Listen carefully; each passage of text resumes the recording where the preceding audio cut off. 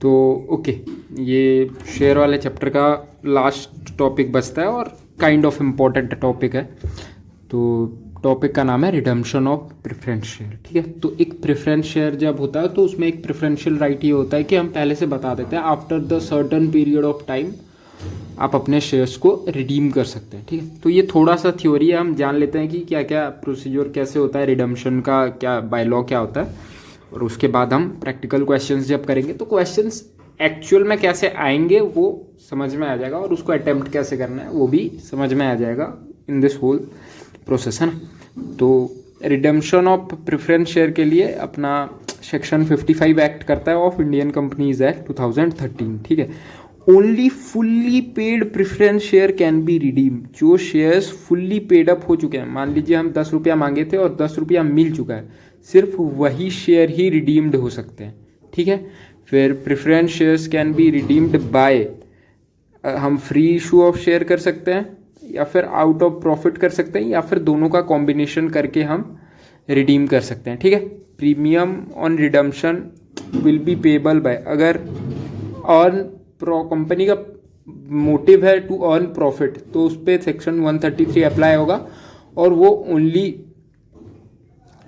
मतलब profit use करके ही वो अपना प्रीमियम को पेबल कर सकता है। रिडम्पशन पे हम प्रीमियम देते हैं तो वो प्रीमियम का अमाउंट हम सिर्फ आउट ऑफ प्रॉफिट दे सकते हैं, और ज़्यादातर क्वेश्चंस में हमको ये मिलेगा the companies which motive is to earn profit. और अगर कोई एनजीओ एंड ऑल है जिस पे 133 एप्लीकेबल नहीं होगा तो प्रॉफिट भी यूज़ कर सकता है और सिक्योरिटी प्रीमियम रिजर्व्स भी। ठीक है, तो after redemption of preference share, जब प्रेफरेंस शेयर रिडीम हो चुका है तब ये चीज़ याद रखना बहुत ज़रूरी है, तब total capital should be intact. आप सोच रहे होंगे, देखिए मैं बताता हूँ कि देखिए रिडम्पशन से पहले मान लीजिए इक्विटी शेयर थे 100 के और प्रेफरेंस शेयर थे 50 के। अब ये 50 तो रिडीम हो गए हैं, है ना, तो इसके बाद तो सिर्फ इक्विटी 100 का ही बचेगा ना, ये 150 वाला टोटल अमाउंट तो नहीं रहेगा। लेकिन ये बोलता है कि 150 इंटैक्ट रहना चाहिए। अब वो आप कैसे कर सकते हैं, इधर fresh issue of equity share से या फिर प्रॉफिट को ट्रांसफ़र करिए सीआरआर पे। ठीक है, तो हम इधर इसको 150 करेंगे, ठीक है, या फिर इसको 100 ही रखेंगे और हम सीआरआर लेके आएंगे जो कि नेक्स्ट स्टेज पे शेयर कैपिटल ही बनता है 50 रुपये का कम से कम। और ये क्यों करते हैं, देखिए आप इन्वेस्टमेंट करने गए हैं, ठीक है, एक कंपनी पे इक्विटी शेयर 100 रुपये का है, इक्विटी शेयर 80% है और लोन डेट जो है वो 20% है। ठीक है, और एक जगह है जहाँ पे इक्विटी शेयर 40% है और डेट जो है वो 60% है। तो आप कहाँ इन्वेस्ट करना प्रेफर करेंगे, आप यहाँ इन्वेस्ट करना प्रेफर करेंगे क्योंकि इस पे डेट कम है ना, और यहाँ पे डेट ज़्यादा है तो यहाँ पे इन्वेस्टमेंट हो गए। बट जब हम रिडीम कर देते हैं तो क्या होगा कि दिखेगा कि हमारा ये वाला शेयर तो इक्विटी वाला शेयर जो ओनर्स फंड है वो तो घट गया है करके, है ना, बट वो है नहीं ना, हम डेट थोड़ी उठा लिए हैं। तो हम जस्ट इन केस की जो हमारे डेटर्स हैं उनको ये ना लगे कि उनके पैसे नहीं मिलने वाले हैं उनको, या उनको ये ना लगे कि हमारा बिजनेस इन्वेस्टेबल नहीं है, जबकि सीन ये नहीं है, हम जस्ट रिडीम्ड किए हैं कि प्रेफरेंस शेयर मिला था उनको तो रिडीम करना ही। तो उस चीज़ उस फेनोमिना को बैलेंस डाउन करने के लिए हमें कैपिटल इंटैक्ट रखना ज़रूरी है। ठीक है, तो ये उसका कॉन्सेप्ट। अगर आपको ये कॉन्सेप्ट इतना दिमाग में नहीं घुस रहा है तो बस इतना याद रखना है कि रिडम्पशन के बाद भी कैपिटल सेम ही रहेगा जितना रिडम्पशन से पहले था। ठीक है, ये बेसिक थ्योरी थे जस्ट दिमाग में रखने के लिए कि रिडम्पशन ऑफ प्रेफरेंस शेयर क्यों ज़रूरी है। ठीक है, उससे ज़्यादा कोई एक्ट नहीं है इस थ्योरी का, और अगर एग्जाम में थ्योरी आता है तो थोड़ा बहुत लिख लीजिएगा। ठीक है, अब आते हैं मेन चीज़ पे, जर्नल एंट्रीज पे। ठीक है, तो रिडम्पशन ऑफ प्रेफरेंस शेयर के general entries, if calls are not made, question में दे दिया है बट कुछ बोला नहीं है कॉल्स मेड हुआ है कि नहीं मेड हुआ है, तो हम पहला लाइन क्या पढ़े, only fully paid preference share can be redeemable, और कल कॉल्स के बारे में कुछ नहीं दिया गया है तो हमको कॉल ड्यू करना पड़ेगा सबसे पहले। ये तो हम पहले से ही सीखे हुए हैं जब जनरल एंट्री शेयर्स के कर रहे थे। तो क्या एंट्री होगा, preference share final call to preference share capital, फिर पैसे रिसीव हुए। हम ये मान के चलेंगे, अगर क्वेश्चन में नहीं दिया है तो भी हम ये मानेंगे कि हमको फाइनल कॉल का पैसा रिसीव होगा, तभी जाके हम उस शेयर को रिडीम कर सकते हैं। तो फिर उसके बाद एंट्री होगा bank to preference share final call. ठीक है, फिर उसके बाद क्या होगा, अगर कॉल्स इन एरियर हो गया कि किसी सर्टन मान लीजिए फाइनल कॉल का या अलॉटमेंट का पैसा नहीं दिया है वो, तो हम मानेंगे कि उसका कॉल का भी पैसा दे दिया, तभी हम उन शेयर्स को रिडीम्ड कर सकते हैं ना। तो उसका एंट्री क्या होगा, bank to calls in arrear, जो पैसा नहीं दिया था वो हमको दे दिया करके, ठीक है। अब देखते हैं रिडम्पशन जब होगा तो उसका इक्वेशन होता है, ठीक है। इक्वेशन नहीं होता है, बट जब रिडम्पशन होता है तो क्या क्या होता है, जितना हम वो प्रेफरेंस शेयर कैपिटल हमको दिया होगा उतना प्लस अगर प्रीमियम हमें देना होगा तो प्रीमियम, ये टोटल अमाउंट हम शेयर होल्डर को, प्रेफरेंस शेयर होल्डर को देते हैं रिडम्पशन के टाइम पे। वापस से मैं बोलता हूँ, ये इक्वेशन थोड़ा इंपॉर्टेंट है, क्योंकि ये इक्वेशन एक बार दिमाग में बैठ गया फिर धड़ाधड़ क्वेश्चन बना सकते हैं। प्रेफरेंस शेयर होल्डर को क्या क्या मिलता है, एक तो जितना वो प्रेफरेंस शेयर में कैपिटल दिया था, प्लस अगर हमें उसे प्रीमियम देना है तो प्रीमियम इक्वल टू उसको जितना मिलना होगा, ठीक है। मान लीजिए वो 3 लाख कैपिटल पे इन्वेस्ट किया था, प्रेफरेंस शेयर कैपिटल पे वो 3 लाख दिया था, और हम उसको बोले थे कि रिडम्पशन के टाइम पे हम आपको 10% आपके कैपिटल देते, तो दो की है 30,000 रुपये, तो 3 lakh plus 30,000 equal to total 3,30,000 रुपये हम प्रेफरेंस शेयर होल्डर को देंगे। तो ये इक्वेशन है। अब हम वहाँ पे क्या देखे थे कि preference share capital balanced out होना चाहिए, ठीक है। तो हम उसको कहाँ से बैलेंस कर सकते हैं, एक तो हम फ्रेश इशू ऑफ शेयर करेंगे और दूसरा CRR ला सकते हैं, ठीक है। कॉम्बिनेशन ऑफ बोथ था, बट जो प्रीमियम है वो सिर्फ फ्री रिजर्व से दे सकते हैं। और फ्री रिजर्व्स क्या क्या है हमारे पास, जनरल रिजर्व होता है, फिर P&L अकाउंट होता है, वो सब हमारे फ्री रिजर्व्स हैं, ठीक है। वहाँ पे से वो अमाउंट यहाँ पे डालेंगे, सेम फ्री रिजर्व्स में से ही CRR में डालेंगे। तो ये कॉन्सेप्ट, ये इक्वेशंस क्लियर है, और ये याद रखना है, जैसे ये याद रखना है, ये याद रखना कि प्रीमियम हमेशा फ्री रिजर्व से आएगा, और जो प्रेफरेंस शेयर कैपिटल है वो फ्री रिजर्व से भी आएगा और फ्रेश इशू से भी आ सकता है, ठीक है। बढ़िया। तो अब उसके जनरल एंट्रीज देखते हैं कि कैसे होता है। तो प्रेफरेंस शेयर कैपिटल अब रिडम्पशन के टाइम पे ना, ये रिडम्पशन के टाइम्स की एंट्री है। तो सबसे पहले कि वो ड्यू है, अगर पार पे है, मान लीजिए कि हमको प्रीमियम देना ही नहीं है, तो फिर क्या बनेगा entry, preference share capital to preference share holder, जितना कैपिटल था उतना होल्डर को ड्यू कर दिया है हम, और जब उसको पे करेंगे तो फिर उसका होल्डर टू बैंक आ जाएगा, preference share holder to bank. वो एंट्री लास्ट में दिखाते हूँ। फिर अगर प्रीमियम पे तो preference share capital, premium on redemption of preference share holder account to preference share holder, ठीक है। ये एंट्री क्लियर है। अगर पार पे है तो सिर्फ capital to preference share holder, और अगर प्रीमियम पे तो capital premium on redemption to preference share holder, ठीक है।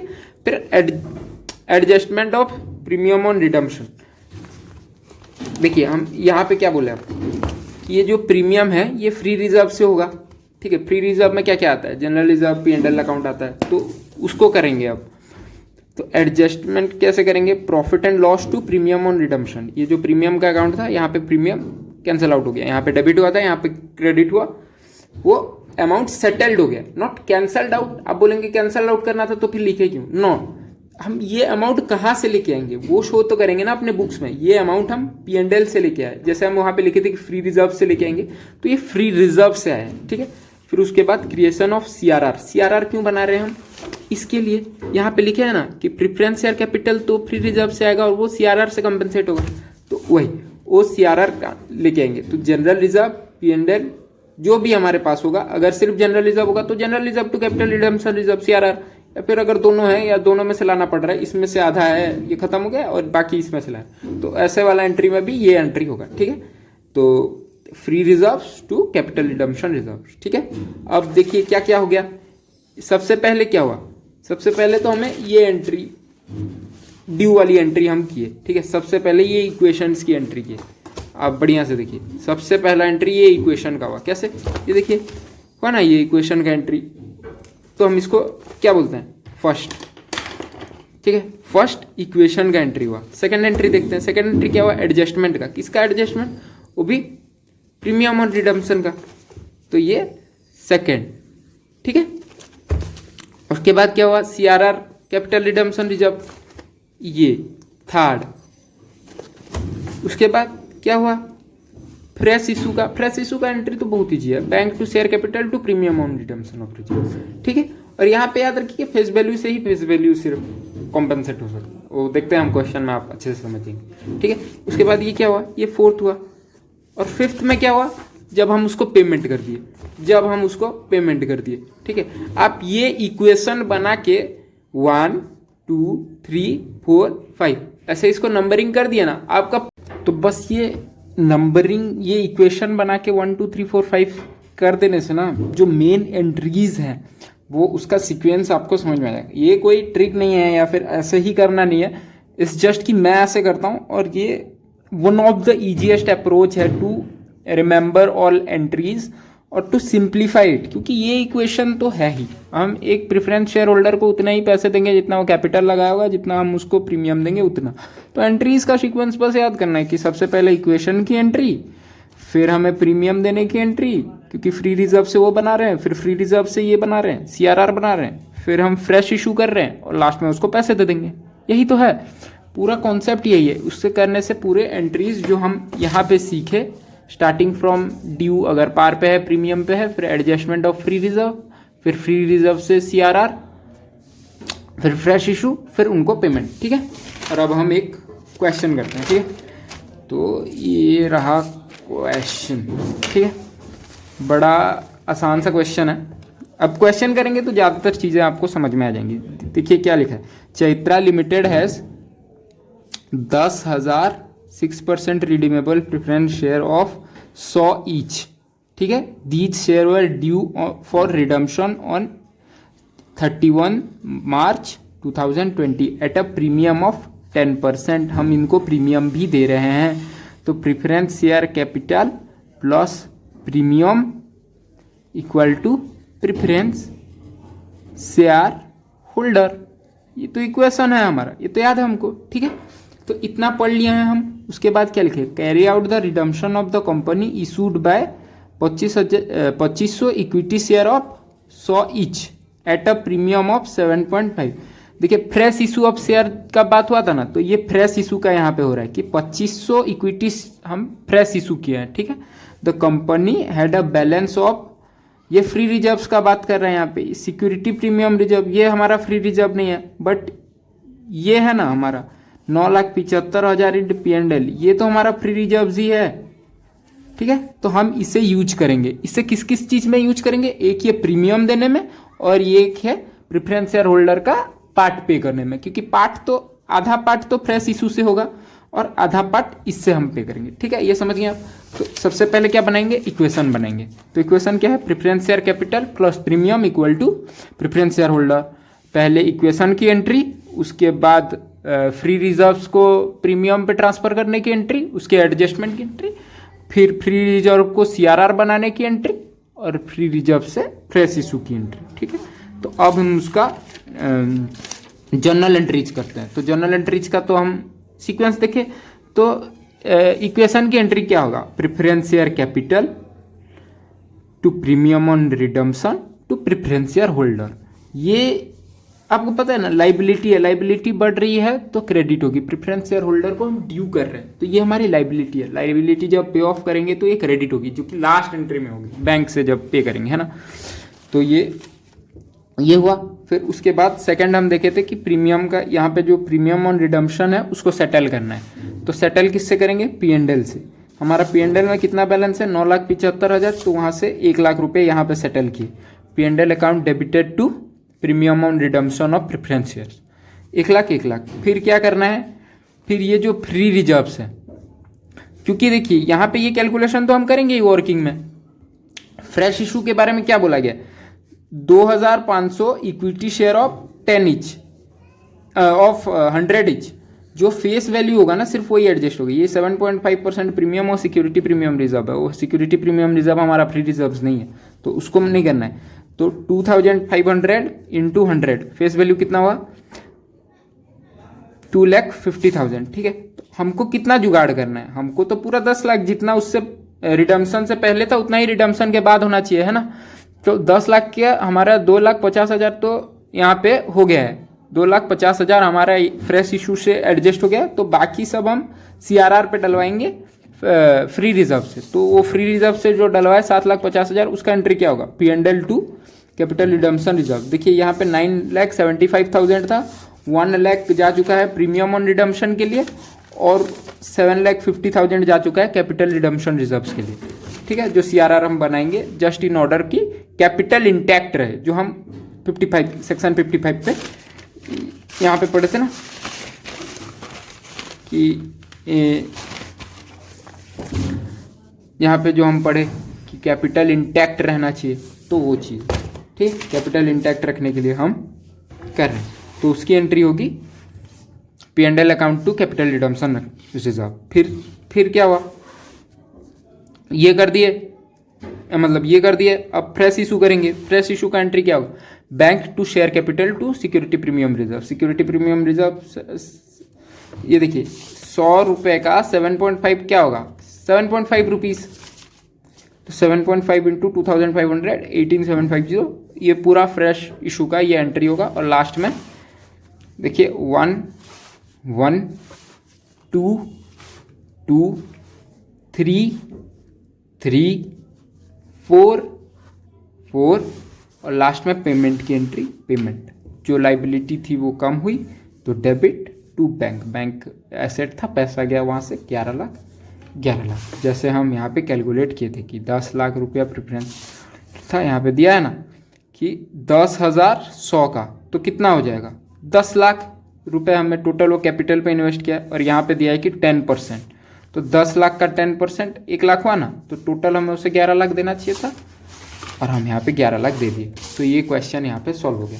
अब थोड़ा मेन लेवल का क्वेश्चन और लास्ट क्वेश्चन जो कि ऐसे इम्पोर्टेंट है वो करते हैं। और ये क्वेश्चंस मेनली आपको आएगा, मैं यहाँ पे हॉरिजॉन्टल बैलेंस शीट लिया हूँ, हो सकता है क्वेश्चन में आपको वर्टिकल बैलेंस शीट दिया हो, लेकिन आपको जब आंसर करना है तो आपको वर्टिकल बैलेंस शीट ही बनानी है। जो कंपनी के फॉर्मेट हमको मिलता है ना, जो वर्टिकल बैलेंस शीट होता है, तो वही फॉर्मेट में ही आपको एट द एंड वो चीज़ बनाना है। तो देख लेते हैं क्वेश्चन क्या बोलता है। तो क्वेश्चन बोलता है the following is the balance sheet of Grishma limited on 31 March 2020। तो ये उसके बैलेंस शीट्स है, लाइबिलिटीज़ लिखी हुई है, एसेट्स लिखे हुए हैं, और यहाँ पे क्या दिया है नीचे, for the purpose of redemption of preference share the company made a fresh issue of 4,500 equity share of 10 each. ठीक है, कुछ इन्वेस्टमेंट सोल्ड किया है, जो इन्वेस्टमेंट यहाँ पे था 80,000 का था, उसको सोल्ड करके 75,000 आया है। द प्रेफरेंस शेयर वो है रिडीम्ड एट प्रीमियम ऑफ 10%, तो हमको प्रीमियम भी दे दिया है। ठीक है, तो पूरा क्वेश्चन पढ़ते ही सबसे पहले हमको क्या बनाना है कि इक्वेशन बनाना है। प्रीमियम दिया है, तो हमारा इक्वेशन क्या होगा, preference share capital plus premium equal to preference share holder. ठीक है, तो टोटल प्रेफरेंस शेयर कैपिटल कितना है ना, प्रेफरेंस शेयर कैपिटल टोटल कितना है ये देखने के लिए हम कहाँ जाएंगे, यहाँ जाएंगे बैलेंस शीट में। यहाँ पे दिया है ना 10% रिडीमेबल प्रेफरेंस शेयर, 10,000 मतलब टोटल कितना है, 1 लाख का है। ये यहाँ पे जो कॉल्स इन एरियर दिया है, याद करिए पहले क्या लिखा, सबसे पहला लाइन हम क्या पढ़े कि जो फुल्ली पेड अप शेयर्स हैं सिर्फ उन्हीं पे ही वही रिडीम हो सकते हैं। तो ये जो कॉल्स इन एरियर है इसको क्या करेंगे, मानेंगे कि बैंक से हमको इसका पैसा मिल गया है। ठीक है, तो हमारा टोटल रिडीमेबल प्रेफरेंस शेयर का कैपिटल कितना हुआ, 1 लाख ही हुआ। ये जो कॉल्स इन एरियर है हम मानेंगे कि वो बैंक हमको पैसे दिया और इसका एंट्री करेंगे हम, सबसे पहले इसका एंट्री करेंगे। ठीक है, तो यही मानते हुए हम यहाँ पे क्या लाएंगे, 1 लाख रुपया, और 1 लाख रुपए का ये प्रीमियम कितना मांगा है, 10%, 1 लाख का 10% 10,000। तो टोटल हमको उसको कितना पे करना है, 1,10,000 पे करेंगे हम। तो ये हमारी इक्वेशन है। ठीक है, अब याद करिए एंट्री का सबसे बेसिक नहीं, अब याद करिए कि प्रीमियम हम कहाँ से देंगे, प्रीमियम हम देंगे फ्री रिजर्व से।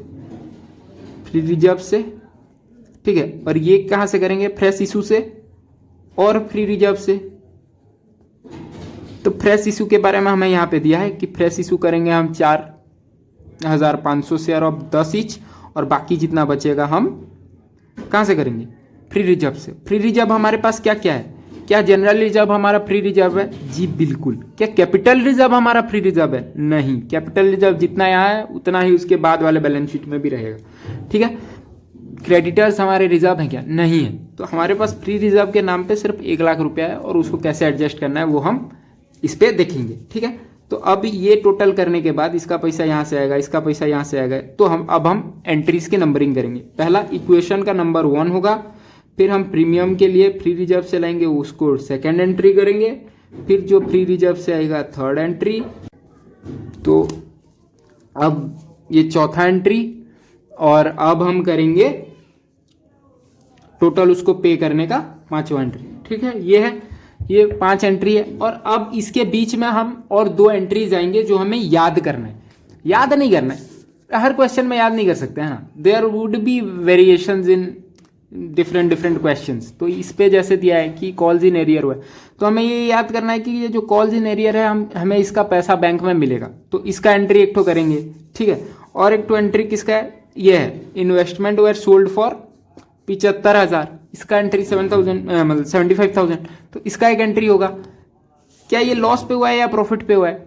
देखिए 80,000 का था, 70,000 पे बेचे हैं, तो लॉस तो हुआ ही है हमको, तो P&L अकाउंट आएगा उस पे, bank account, P&L account to investment. ठीक है, वो एंट्रीज हमको करनी पड़ेंगी। तो अब यहाँ पे क्वेश्चन क्या है, right the general entries and prepare the balance sheet after redemption. ठीक है, तो ये बैलेंस शीट भी हम देखेंगे कि क्या कैसे कंपनी का बैलेंस शीट रहता है। ठीक है, तो सबसे पहले क्वेश्चन अटेम्प्ट करने से पहले जैसे मैं बताया था कि इक्वेशन बनाना है। ठीक है, तो equation preference share capital plus premium on redemption equal to preference share holder. ठीक है, 1 लाख था हमारे क्वेश्चन के हिसाब से, 10% उस पर प्रीमियम, तो हम टोटल पे करेंगे first, second, third, fourth, fifth. देखते हैं क्या होगा क्वेश्चन। तो अब क्वेश्चन देखे तो सबसे पहले देखा कॉल्स इन एरियर, तो कॉल्स इन एरियर को हम फुली पेड अप बनाने के लिए पहले उसका पैसा ले आएंगे। तो उसका एंट्री क्या होगा, bank to calls in arrear, बैंक से पैसा मिला जो 1,000 रुपये हमको नहीं मिला था, तो कॉल्स इन एरियर। ठीक हो गया, अब सेटल हो गया। अब ये इक्वेशन पे आ गए हम, तो इक्वेशन का एंट्री देखिए, preference share capital debit premium on redemption of debenture, premium on redemption of preference share debit to preference share holder. ठीक है, ये पूरा इक्वेशन का एंट्री हो गया। फिर ये प्रीमियम को एडजस्ट करेंगे, तो प्रीमियम कहाँ से एडजस्ट होगा, फ्री रिजर्व से। फ्री रिजर्व के नाम पे क्या है, हम फिर देखें बैलेंस शीट में फ्री रिजर्व सिर्फ एक ही है, जनरल रिजर्व 1 लाख है, उसमें से क्या हम 10,000 रुपये एडजस्ट कर सकते हैं, तो कर सकते हैं, क्योंकि फिर क्या होगा entry, general reserve to premium on redemption of preference है, तो 10,000। फिर हमको वहाँ से CRR बनाना है, यहाँ देखिए CRR बनाना है ना, थर्ड क्या है, थर्ड CRR बनाना है। तो अब यहाँ से 10,000 जा चुका है, तो कितना होगा, 90,000 होगा, तो हमको CRR कितना बनाना है, 55,000 बनाना है। 55,000 क्यों बनाना है, क्योंकि हमें क्वेश्चन में दिया है 4,500, तो वो फ्रेश इशू से लाया। ठीक है, तो 4,500 के अगर 1 लाख हमको जुगाड़ करना है, 4,500 शेयर ऑफ 10 ईच मीन्स 45,000 का जुगाड़ हो गया, तो और कितना चाहिए, 55 चाहिए, तो 90,000 का अब हमारे पास बाकी है जब हम एडजस्ट कर चुके हैं, तो हमारे पास उसमें से 55,000 देंगे, तो एंट्री क्या बनेगा, तो जनरल रिजर्व टू CRR 55। ठीक है, उसके बाद एंट्री है, हम उसको फ्रेश इशू किए, फ्रेश इशू ऑफ शेयर का एंट्री क्या होगा, bank to equity share capital to security premium reserve. यहाँ पे जैसे दिया है ना कि 10 ईच, हम उसको फ्रेश इशू किए। ठीक है,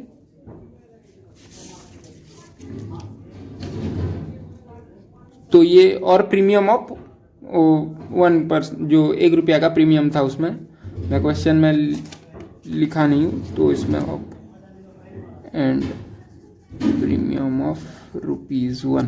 ठीक है, ऐसा था क्वेश्चन। ठीक है, तो और 1 रुपया का प्रीमियम से हम लाए, तो ये हम कहीं पे भी यूज़ नहीं कर सकते। Security premium reserve is not a free reserve, तो उसको छेड़खानी नहीं करना, उससे हाथ नहीं लगाना हमको, मिल गया तो मिल गया, नहीं मिला तो हम उसको डेबिट करके निकाल देते हैं। ठीक है, तो bank account to equity share capital to security premium, यहाँ 45,000 आ गया, 4,500 आ गया, 49,500 आ गया। ठीक है, अब लास्ट में क्या हुआ है, एक तो बीच में रह जाता है, देखिए क्वेश्चन में कि इन्वेस्टमेंट सोल्ड हुआ है, तो उसका भी तो एंट्री करना पड़ेगा, तो उसका एंट्री भी किए हैं। देखिए bank to profit and loss to investment. ठीक है, अब ये याद रखिए यहाँ पे इन्वेस्टमेंट सोल्ड हो गया है, तो हम इसके बाद जब बैलेंस शीट बनाएंगे तो उसमें इन्वेस्टमेंट नहीं ही होगा। ठीक है, क्योंकि वो तो सोल्ड हो गया। तो अब क्या बनता है, ये सब करने के बाद लास्ट एंट्री क्या करेंगे, इक्वेशन में भी लास्ट चीज क्या हुआ है, हम उसको पे कर दिए, प्रेफरेंस शेयर होल्डर को पैसा पे कर दिए, तो उसका एंट्री क्या है, preference share holder to bank. ठीक है, अब तो ये आधा क्वेश्चन हो गया, और आधा क्वेश्चन क्या है, आधा क्वेश्चन है बैलेंस शीट बनाना, और ये है इंपॉर्टेंट चीज। ठीक है, क्योंकि कंपनी का बैलेंस शीट हम एक मिनट है, एडजस्ट कर देता हूँ ताकि आपको सही से दिखे। आई गेस अब थोड़ा सही से दिख रहा होगा, ठीक है। तो हाँ, कंपनी का बैलेंस शीट हम ऐसे नहीं बना सकते हैं, ये हॉरिजॉन्टल वाले में नहीं बना सकते हैं। उसका प्रॉपर परफॉर्मा है, मतलब प्रॉपर उसका फॉर्मेट दिया गया है और उसको ऐसे ही बनाया जाता है। देखिए आपको अभी लग रहा होगा कि ये बहुत हार्ड है, इसको कैसे एकदम ये रट के याद करना पड़ेगा कि नहीं। बिलीव मी, 3-4 क्वेश्चंस आप अटेम्प्ट करेंगी तो आपको ये आ जाएगा कि ये बनाना कैसा है करके, ठीक है।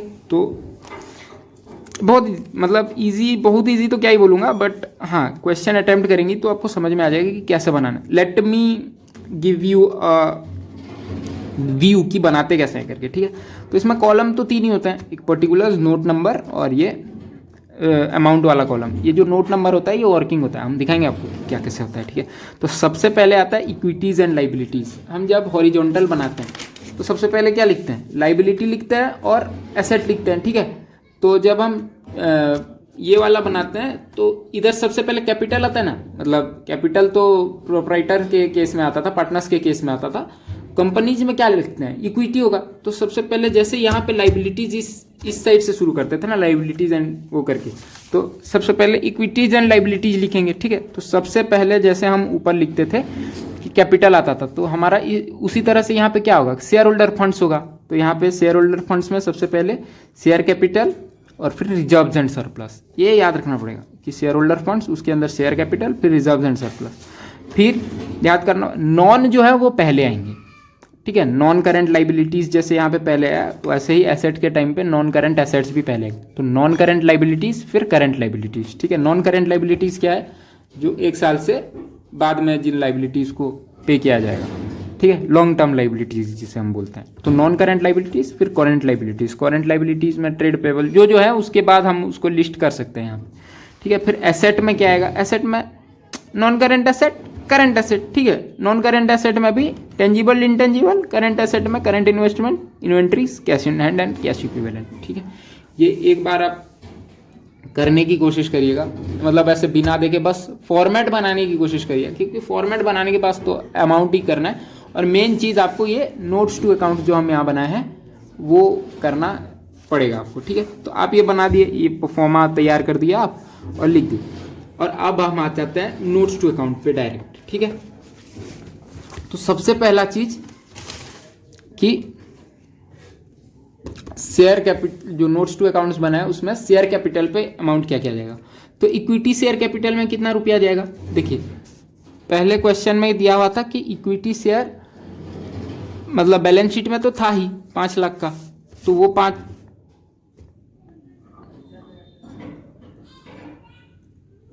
हाँ तो वो तो है ही यहाँ पे 50,000, ये 5 लाख है, ठीक है।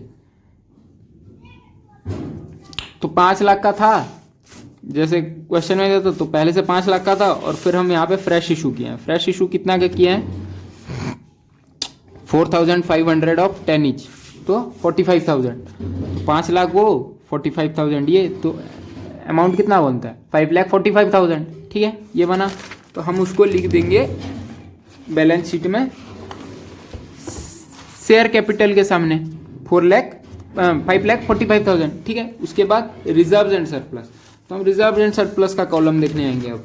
तो रिजर्व एंड सरप्लस में क्या हुआ है, जनरल रिजर्व था 1 लाख का, तो हम 1 लाख का रखे, ठीक है। सबसे पहले हम क्या एडजस्ट किए हैं, प्रीमियम, जो 10% का प्रीमियम था हम निकाले हैं ना, यहाँ पे देखिए हम यहाँ पे प्रीमियम निकाले ना 10,000 का, तो 1 लाख में से वो 10,000 माइनस किए।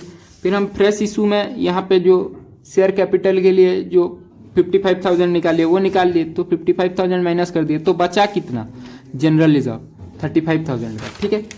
फिर हम एक इन्वेस्टमेंट सोल्ड किए थे, उसका एंट्री दिखाता हूँ मैं आपको, यहाँ पे दिखा ना कि इन्वेस्टमेंट सोल्ड किए थे, ये रहा जो इन्वेस्टमेंट सोल्ड, 5,000 का जो लॉस हुआ था P&L अकाउंट का। तो प्रॉफिट एंड लॉस अकाउंट भी तो हमारा फ्री रिजर्व का पार्ट है, तो प्रॉफिट एंड लॉस अकाउंट में लॉस हुआ है, तो ये 5,000 माइनस करना पड़ेगा हमको। एक मिनट, ब्लर हो गया शायद, हाँ, तो ये 5,000 माइनस करना पड़ेगा हमको, तो वो भी दिखाया हम माइनस करके। फिर सिक्योरिटी प्रीमियम रिजर्व भी हमको मिला है, जो यहाँ पे सिक्योरिटी प्रीमियम रिजर्व यहाँ पे मिला है ना हमको 1 रुपया वाला, जो मैं यहाँ पे लिखना भूल गया था, ऑफ 1 रुपीज़ ईच जो मैं बोला था, और हम उसका अमाउंट यहाँ पे बनाए थे एंट्री में। देखिए सिक्योरिटी प्रीमियम रिजर्व ऑफ 4,500, तो वो 4,500 ऐड करेंगे, तो वो सिक्योरिटी प्रीमियम रिजर्व ऑफ 4,500, हम यहाँ पे 4,500 मिला हमको वो। फिर कैपिटल रिजर्व, जैसा क्वेश्चन में दिया था कि कैपिटल रिजर्व कहीं यूज नहीं हुआ, कितना है 50,000, उसको 50,000 वैसे ही उतारे। फिर हमारा क्या बचता है, कैपिटल रिडम्पशन रिजर्व। याद करिए, इसके लिए हम फ्री रिजर्व्स में से CRR में किए थे ना, CRR at the end of the year, redemption के टाइम पे नहीं, लेटर ऑन फेज पे वो शेयर कैपिटल पे ही ट्रांसफर होता है, तो इसीलिए वो कैपिटल इंटैक्ट रखता है कंपनी का। आप ये सोच रहे होंगे ऐसे कैसे रिजर्व बना दिए, कैपिटल कैसे इंटैक्ट हो, ये बाद में शेयर कैपिटल ही बनेगा, इसीलिए कैपिटल इंटैक्ट रहेगा। तो वो जो हम फ्री रिजर्व से यहाँ पे जो 55,000 निकाले वो यहाँ पे ही है, ठीक है, मतलब उसको CRR बनाए तो 55,000, तो टोटल का कॉलम कितना आया 1,39,500। आप इससे कैलकुलेट करिएगा तो वही है। तो ये लिख दिया हम कि वर्किंग नोट 2 से है, वर्किंग नोट मतलब नोट्स टू अकाउंट नंबर 2 से 1,39,500, ठीक है। अब नॉन करेंट लाइबिलिटीज़ कुछ हमको क्वेश्चन में नहीं दिया था, अब देख लीजिए लाइबिलिटीज़ में कोई नॉन करेंट लाइबिलिटीज़ तो है ही नहीं, इसका तो हो गया, ये हम कर दिए, ये भी हम रिजर्व एंड सरप्लस में, ये भी रिजर्व एंड सरप्लस में। क्रेडिटर हमारा क्या है, करंट लाइबिलिटीज़ है, ट्रेड पेएबल में, ठीक है।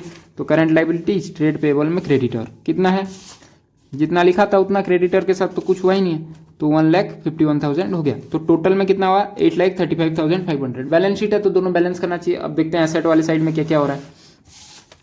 तो एसेट वाले साइड में आ जाइए, सन्ड्री एसेट, इसमें से कुछ चेंजेस हुआ है क्या, कुछ चेंजेस नहीं हुआ, तो जैसा है वैसे ही लिख देंगे, ठीक है। सन्ड्री एसेट 8,10,000 का, ठीक है। क्या है सन्ड्री एसेट, मतलब टेंजिबल, इंटेंजिबल, टेंजिबल नहीं है, इंटेंजिबल थोड़ी है वो, ये तो टेंजिबल के सामने 8,10,000 लिख दिए। उसके बाद हमारा क्या है, कैश एट बैंक है, तो कैश को हम बाद में करेंगे क्योंकि फ्रेश इशू किए हैं, तब भी तो कैश मिला है ना हमारे बैंक, मतलब हमको, तो वो कैश वाला अमाउंट बाद में देंगे। तो इन्वेस्टमेंट का क्या हुआ, इन्वेस्टमेंट बिक गया, तो इन्वेस्टमेंट आएगा क्या, इन्वेस्टमेंट नहीं आएगा, तो यहाँ पे भी नॉन करेंट एसेट्स में इन्वेस्टमेंट नहीं है। तो यहाँ क्या बचता है, करंट एसेट में करंट इन्वेस्टमेंट, कोई हमारे पास करंट इन्वेस्टमेंट है ही नहीं, हम बेच चुके हैं जो इन्वेस्टमेंट था हमारे पास। इन्वेंट्रीज के बारे में कुछ नहीं बोला, कैश एंड कैश इक्विवेलेंट का दिया। तो आइए देखते हैं नोट्स टू अकाउंट्स में कैश एंड कैश इक्विवेलेंट्स का क्या होगा। तो कैश एंड कैश इक्विवेलेंट का क्या होगा, जैसे बैलेंस शीट में दिया था कि पहले हमारे पास 10,000 थे, तो 10,000 लिखे कि 10,000 थे। फिर हमारे पास ये हमको फ्रेश इशू से मिले हैं, ठीक है। ये 75,000 कहाँ से आए होंगे, उस चीज़ के लिए हमको एंट्रीज देखने पड़ेंगे, ठीक है। एंट्रीज में सबसे पहले हमको ये 1,000 रुपया मिला है कॉल्जिन एरियर का, तो हम ये सबसे पहले हमारे पास जो 10,000 था वो तो हम लिखे बैलेंस शीट से, फिर ये 1,000 कॉल्जिन एरियर, और ये फ्रेश इशू। देखिए आप बैंक का जहाँ जहाँ एंट्री आया होगा बैंक यहाँ पे, तो फ्रेश इशू में कितना मिला 49,500, तो फ्रेश इशू, ठीक है। फिर 75,000 का बैंक पे कहाँ आया है, ये इन्वेस्टमेंट सेल करने पे बैंक पे अमाउंट जो आया है 75,000 का सेल, ठीक है। और ये जो हम लास्ट में अमाउंट पे किए हैं उसको टू बैंक, तो टोटल कैलकुलेट करने पे उसका अमाउंट कितना आ रहा है 25,500। ब्लर हो गया क्या, देखिए है ना 25,500 कैश। 10,000 हमको बैलेंस शीट में दिया था, देखिए क्वेश्चन में ही है, बैलेंस शीट में 10,000 दिया था कैश एट बैंक। फिर कॉल्जिन एरियर का जो हम एजम्पशन लिए कि हाँ वो रिसीव होगा तभी हम रिडीम कर सकते हैं वो, फिर फ्रेश इशू वाला, फिर 75,000 इन्वेस्टमेंट सेल करके 80,000 का जो था इन्वेस्टमेंट सेल किए हैं, और फिर अमाउंट पेड 1,10,000 का, तो टोटल 25,500 होगा। तो हम लिख दिए 25,500। तो हमारे पास पहले क्या था 8,10,000 का सन्ड्री एसेट था जो क्वेश्चन में दिया है, देखिए 8,10,000 का सन्ड्री एसेट, फिर ये 25,500 का हमारा कैश एंड कैश इक्विवेलेंट, तो हमारा टोटल इन टोटल 8,35,500, 8,35,500 बैलेंस्ड, ठीक है। तो बैलेंस शीट मैच। अब देखिए ये क्वेश्चन हो गया ऐसे ही क्वेश्चंस, आइदर ये बैलेंस शीट के जगह वो आपको क्वेश्चन में ही ऐसा बैलेंस शीट बना के दे देगा और बोलेगा कि रिडम्पशन के बाद वाला बैलेंस शीट बनाओ। तो है तो चीज़ें वही ही, आपको वहाँ पे भी देखना है कि रिडम्पशन ऑफ प्रेफरेंस शेयर कितना है, कॉल्स इन एरियर अगर हुआ है तो हमको पैसा वापस से मिल जाएगा, नॉट पेएबल, मतलब अगर वो कॉल का वैल्यू बोला है कि फाइनल कॉल के बारे में कुछ नहीं बोला तो हम मानेंगे कि फाइनल कॉल भी आ गया है पैसा करके। तो ऐसा करके क्वेश्चन होगा। और ज़्यादा से ज़्यादा क्या होगा कि एक दो वेरिएशंस और दे देगा, ठीक है। जहाँ पे यहाँ पे इन्वेस्टमेंट सोल्ड हो गया तो वहाँ पे देखेगा कि हम जो पैसा अरेंज किए वो इन्वेस्टमेंट सोल्ड करने के बाद जो पैसा है उसको अरेंज किया, तो उस चीज़ का आपको जनरल एंट्री बनाना पड़ेगा कि जो एंट्री हमारा बैंक में आ गया और जो पे करते वक्त जो अमाउंट है वो बैंक से दिया है करके, तो वैसे भी वहीं से ही जा रहा है, ठीक है। तो छोटे मोटे और वेरिएशंस दिए होंगे, तो ऐसा तो नहीं है कि सारे क्वेश्चन हम कर सकते हैं करके, उसका फिर एक एक क्वेश्चन कितने सारे ही क्वेश्चन कर सकते हैं, क्योंकि वो तो क्वेश्चन है अपने हिसाब से 1000 वेरिएशन कर सकते हैं। बट मेन जो क्रक्स है वो यही है। इन जनरल अगर आपको कुछ नहीं आ रहा है ना, तो आप ये वेरिएशंस को छोड़ के अगर ये बनाएंगे तो भी कुछ ना कुछ तो यही है कि मार्क मिलेगा। और मैं नहीं चाहूँगा कि यही बनाओ करके। बढ़िया क्वेश्चन, देखिए आपको कॉन्सेप्ट समझ आ गया, ये मेनली कॉन्सेप्ट का था, तो कॉन्सेप्ट समझ आ गया। अब इसमें कुछ भी वेरिएशन आएंगे तो हम उस हिसाब से एंट्रीज में वेरिएशन करते रहेंगे, यहाँ पे जो एंट्रीज किए, और उस हिसाब से हम कैपिटल्स जो उसके बैलेंसेज होंगे उस हिसाब से वेरिएशन होंगे। वो एक दो क्वेश्चन आप अपने से करेंगे तो आपको ये फॉर्मेट भी याद हो जाएगा। और ये नोट्स टू अकाउंट्स तो it's like a working notes only, but थोड़ा अरेंज्ड हुए में, है ना, थोड़ा प्रोफेशनल हुए में, ठीक है। तो वो करना है। और बाकी यही क्वेश्चंस थे, इतने में हो गया। और इसके बाद अपन डिवेंचर पढ़ेंगे, ठीक है।